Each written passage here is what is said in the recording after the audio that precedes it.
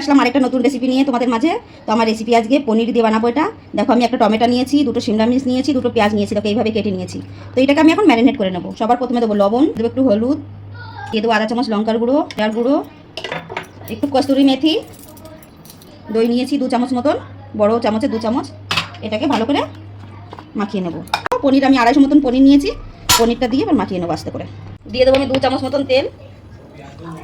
তেল গরম হয়ে গেছে, দেবো জিরা, পেস্ট দিয়ে দেবো আমি 1 চামচ। এটাকে ভালো করে ভাজা করে নেবো।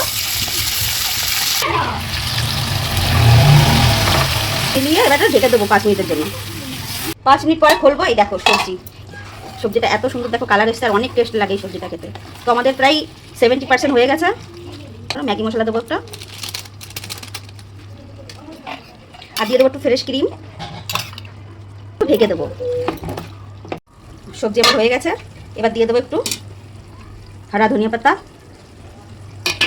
সবজি আমার বেনে গেছে। পনির, ক্যাপসিকাম, পেঁয়াজ আর টমেটো দিয়ে সবজি একবার বাড়িতে বানিয়ে দেখবে, এত টেস্টি লাগে এই সবজি। একবার বাড়িতে ট্রাই করবে আর আমাকে বলবে কেমন হয়েছে। খুব টেস্টি লাগে খেতে।